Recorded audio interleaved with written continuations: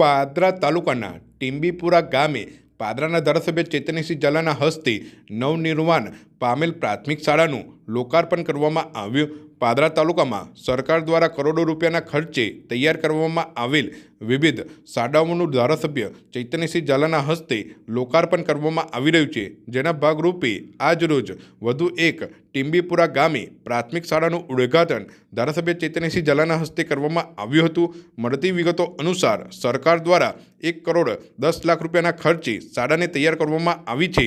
બાળકોના ભવિષ્ય માટે આ શાળા આશીર્વાદરૂપ બને તે પ્રકારનું સરકાર દ્વારા આયોજન કરવામાં આવ્યું છે। પાદરા તાલુકામાં એક વર્ષમાં 14 જેટલી પ્રાથમિક શાળાઓનું નવનિર્માણ કરવામાં આવ્યું છે, જે પૈકીની આજે 13મી શાળાનું લોકાર્પણ ધારાસભ્ય ચૈતન્યસિંહ ઝાલાના હસ્તે કરવામાં આવ્યું છે। આ કાર્યક્રમમાં રાજ્ય સરકારની પાલક માતા પિતા યોજના હેઠળ વિદ્યાર્થી નક્ષકુમારનો હુકમ વિતરણ પણ તેઓના પરિવારને સોંપવામાં આવ્યો હતો। પાદરા તાલુકાના ટીમ્બીપુરા ગામે આજરોજ પ્રાથમિક શાળાનું લોકાર્પણ કરવામાં આવ્યું છે। આ શાળા 1 કરોડ અને 10 લાખ રૂપિયાના ખર્ચે બનીને તૈયાર થઈ છે। આધુનિક સુવિધાઓ સાથે આ શાળા બાળકોના ભણતર માટે ખૂબ જ ઉપયોગી સાબિત થશે।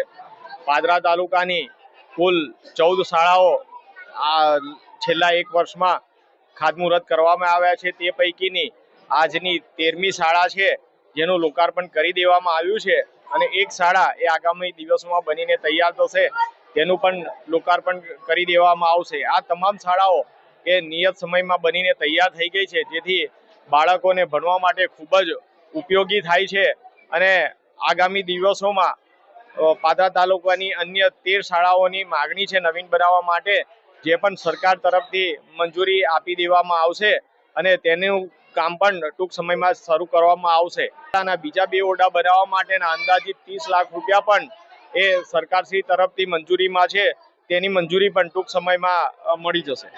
આજ રોજ પાલક માતા પિતા યોજના હેઠળ વિદ્યાર્થી નક્ષકુમાર કે જેના પાલક માતા પિતા એ છત્રસિંહ એના દાદા છે, તેને હુકમ વિતરણ કરવામાં આવ્યો છે।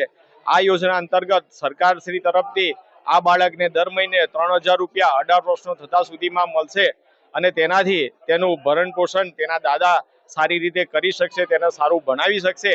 એના માટે ગુજરાત સરકાર માનનીય મુખ્યમંત્રી શ્રી ભૂપેન્દ્રભાઈ પટેલની સરકાર દ્વારા આ યોજનાનો લાભ આપવામાં આવ્યો છે અને તેનું હુકમનું વિતરણ આજે કરવામાં આવ્યું છે।